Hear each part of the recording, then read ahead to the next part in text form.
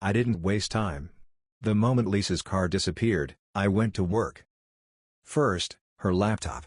She thought she was smart, keeping it locked, but I knew her passwords better than she did. A few tries, and I was in. Emails. Text backups. Hotel reservations. Bingo. 2 nights at a luxury resort. A work trip with just one other person, Evan. I scrolled through her messages, my pulse steady, my mind cold and calculating. She didn't even bother hiding it well. Flirty texts, inside jokes, a few messages that were just a little too suggestive to be work-related. And then, the picture. A mirror selfie in our bedroom, her in nothing but lingerie, captioned, "Wish you were here instead of him." I exhaled slowly. She was bold. Arrogant. She thought I was too much of a fool to ever find out. But the thing about arrogance? It makes you sloppy. I grabbed my phone and made a few calls. I had plans to set in motion. Lisa wanted a weekend she'd never forget. I'd make sure she got exactly that. Lisa thought she was untouchable. She thought I'd sit at home like a good little husband, stewing in silence while she played out her affair in some overpriced hotel. She was wrong. I had contacts, people who owed me favors, people who knew how to dig up dirt. By the time she and Evan checked in, I had access to their room number, their dinner reservations, even the security footage from the lobby. I watched them arrive through a private stream on my laptop. Lisa was all smiles, her hand brushing his arm, her body language screaming desire. Evan looked smug, the way men do when they think they're getting away with something. I let them have their fun. Let them drink, laugh, indulge in their little fantasy. Because fantasies have a way of turning into nightmares.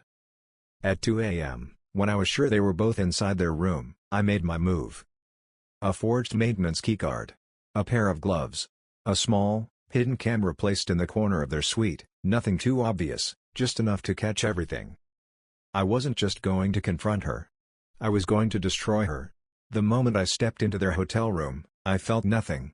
No rage, no heartbreak, just cold, calculated purpose. They were asleep, tangled in the sheets like two animals that had exhausted themselves from a night of betrayal. Lisa's bare leg draped over Evan's, her wedding ring sitting on the nightstand as if our marriage was something she could take off whenever it suited her. Pathetic. I didn't wake them. Not yet. I moved silently through the room, taking my time. I gathered their clothes, their wallets, their phones, anything that might give them control over the situation once it spiraled. I placed Evan's things in the bathroom, locked the door, and pocketed the key. Lisa's phone?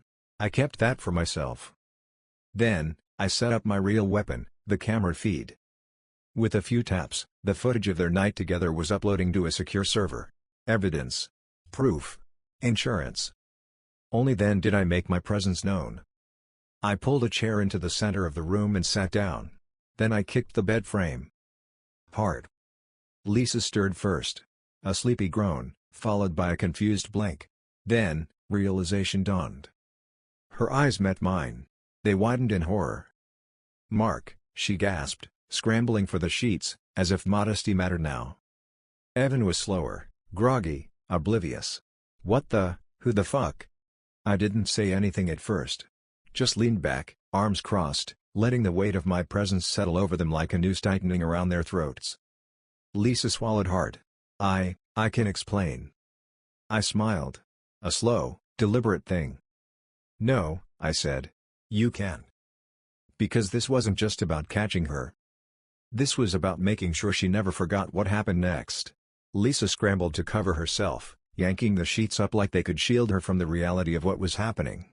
Evan sat up, rubbing his eyes, still too slow to understand the depth of the shit he was in. I gave them a moment.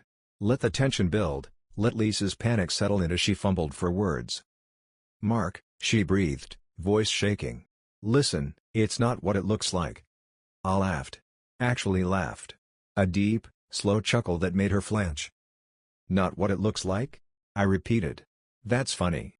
Because from where I'm sitting, it looks exactly like what I thought it was." Her eyes darted to the nightstand, to where her phone used to be. I held it up, turning it over in my fingers. "You looking for this?" I asked. She swallowed hard. Just let me explain, okay?" Evan finally found his voice.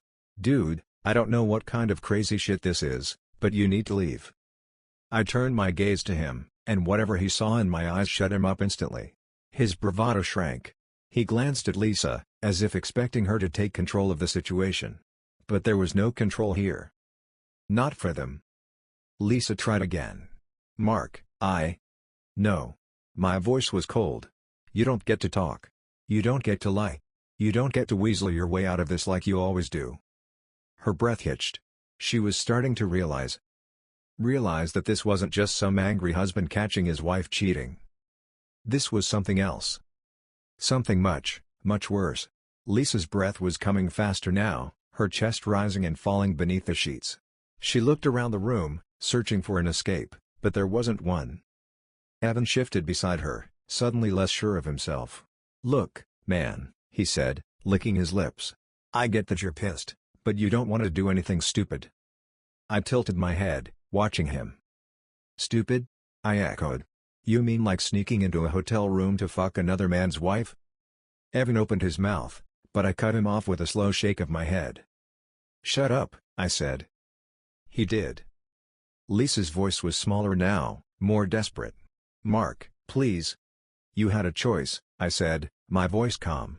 "I told you not to go. I told you I knew what this was." I gestured around the room. "And look at you. Lying in the proof." Her eyes flicked to the camera in my hand. I could see the realization settle in, the sheer horror of it. "You recorded us?" she whispered. I smiled. "Of course.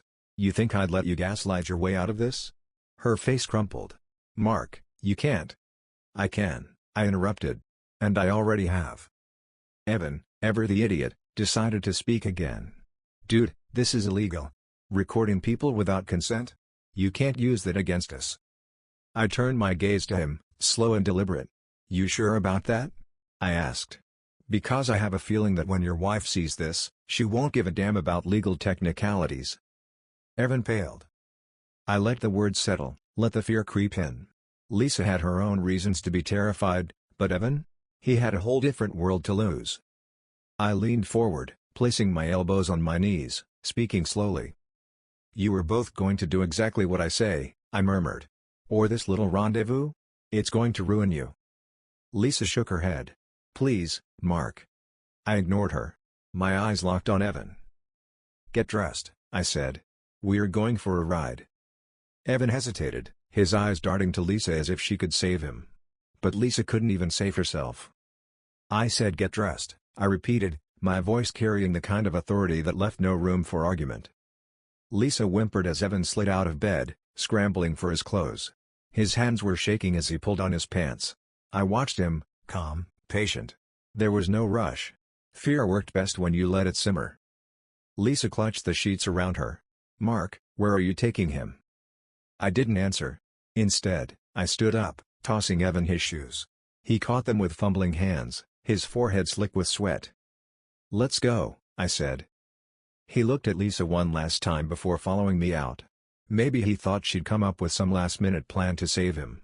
Maybe he thought she'd beg me to stop. She didn't. Because deep down, she knew this was only the beginning. The car ride was silent, except for Evan's ragged breathing. He kept shifting in his seat, glancing at me, probably wondering if I had a gun tucked under my jacket. I let him wonder. We drove for nearly an hour, leaving the bright lights of the city behind. The road got darker, emptier. The weight of isolation pressed in, and I could feel Evan's nerves unraveling with every passing mile. Finally, I pulled onto a deserted dirt road, stopping near an old, abandoned construction site. No cameras. No witnesses. Evan swallowed hard. What is this?" I turned to face him, my expression unreadable. "Get out." He didn't move. I leaned closer, my voice dropping to a whisper. "Now." He opened the door with shaking hands and stepped out. I followed, closing the door behind me. The wind howled through the empty site, kicking up dust, making everything feel colder. Evan took a shaky breath. "Listen, man. I fucked up, okay? I didn't know she was married at first. She told me she was leaving you. I swear, if I had known." I laughed. A slow, humorless laugh. "You expect me to believe that?" His eyes darted around, looking for an escape. There was none. "Please," he stammered. Just tell me what you want. I smiled. What I want, I said, stepping closer, is for you to understand what it feels like to be powerless. And then, I made sure he did. Evan had nowhere to run. The abandoned construction site stretched around us, all rusted metal and forgotten debris. The world had left this place behind, just like I was about to leave behind a very different version of him. He took a step back, but I grabbed him by the collar and slammed him against the car. His breath left him in a choked gasp. Mark. I drove my fist into his gut. He doubled over, wheezing. I let him fall to his knees, watching as he struggled to catch his breath. He wasn't a fighter. He was just some smug office rat who thought screwing another man's wife made him a man. Get up, I said. He coughed, spit hitting the dirt. Jesus Christ, he gasped. You were insane. I grabbed his hair, yanking his head back so he had to look up at me. Insane? I mused. No, Evan. This is clarity. Then I let go, watching as he crumpled. He was trembling now, his whole body shaking. Please, he whispered. I crouched beside him. Please? I echoed. Like when I asked my wife not to go on this trip? I tilted my head. Like when I asked her if she was cheating, and she laughed in my face? He didn't answer. He just stared at the ground, his breath hitching. I grabbed his wrist and twisted. Hard. He screamed. That's the sound of consequences, I said, my voice calm. He sobbed, snot mixing with tears. I'll do anything, he choked out. Please, Mark. Please. I let him go, stepping back. He clutched his arm, rocking back and forth, broken. I believe you, I said. Then I reached into my pocket and pulled out my phone. You are going to call Lisa, I said. And you're going to tell her exactly what I want you to say. His tear-streaked face turned up to me, eyes wide. And that's when he realized, this wasn't just about revenge. This was about making her suffer. Evan's breath hitched as I held the phone out to him. He stared at it like it was a loaded gun, his mind scrambling for a way out. There's no option here, I said coolly. You call her, or I break something that won't heal. His Adam's apple bobbed as he swallowed. Slowly, he reached for the phone, his fingers slick with sweat. I dialed Lisa's number and put it on speaker. The line rang once. Twice. Then her voice came through, shaky, desperate. Evan? What the hell is going on? Where are you? Evan licked his lips, hesitating. I crouched beside him, lowering my voice to a whisper. Tell her you're leaving her. His eyes flicked up to mine, pleading, but I just smiled. He took a shaky breath. Lisa. I can't do this anymore, he croaked. Silence. Then, what? Evan clenched his jaw. We fucked up. This was a mistake. I don't want to see you again. No, Evan, no, Lisa's voice cracked. He's making you say this. Mark, are you there? What are you doing to him? I chuckled, making sure she could hear it.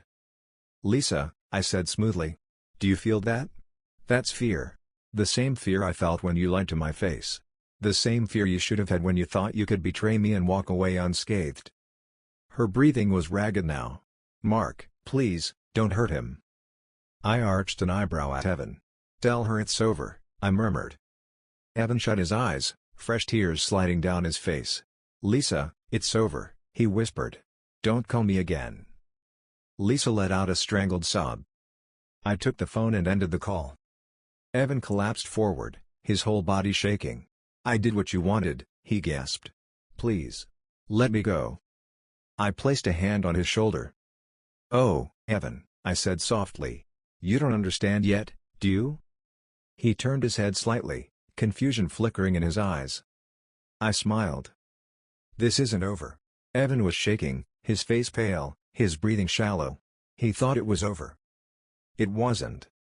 I stood up, stretching my arms, rolling my shoulders as if I'd just finished a workout. You were free to go, I said casually. Evan blinked. What? I gestured toward the road, empty and dark. Go on. Walk back. It's only about 15 miles to the nearest gas station. He hesitated, his brain catching up. You were not gonna kill you? I smirked. No, Evan. You're not worth that kind of mess. His breath of relief was almost laughable. He thought he was getting out unscathed. That was his mistake. He scrambled to his feet and started walking, limping slightly from the pain I'd already inflicted. I watched him go, taking my time before getting back into the car. Then, I dialed a number. A woman answered. Groggy. Confused. Hello? I smiled. Hello, Mrs. Carter. Silence. Then, who is this? Let's just say I'm a concerned citizen. I thought you should know that your husband, Evan, has been busy. Not with work. Not with late nights at the office. But with my wife. The silence stretched. I could hear her breathing, sharp and uneven. I sent the first picture. Then another. And another. Screenshots of texts. Hotel reservations. The kind of proof that shattered lives. Then, I hung up. Evan wasn't the only one who was about to lose everything. I drove back to the hotel at a steady pace, letting my next steps play out in my mind like a perfectly executed game of chess. Evan was done. His wife would have the evidence soon enough, and his world would crumble. But Lisa? She still had so much further to fall. When I arrived, I didn't go straight to the room. Instead, I went to the front desk. The receptionist, a young woman with tired eyes, barely glanced up at me. Can I help you? I slid Lisa's wedding photo across the counter.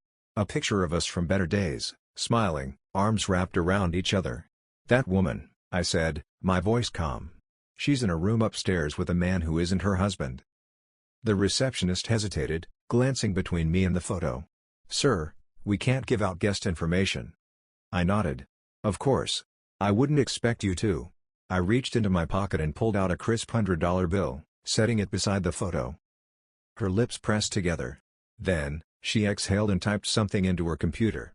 A moment later, she looked up. Sir, it looks like that room was booked under corporate expenses. That was all I needed to hear. I picked up the money and slid it toward her anyway. Thank you. As I walked away, my mind was already working through the next step. If Lisa had booked this room under corporate expenses, then that meant she had violated company policy.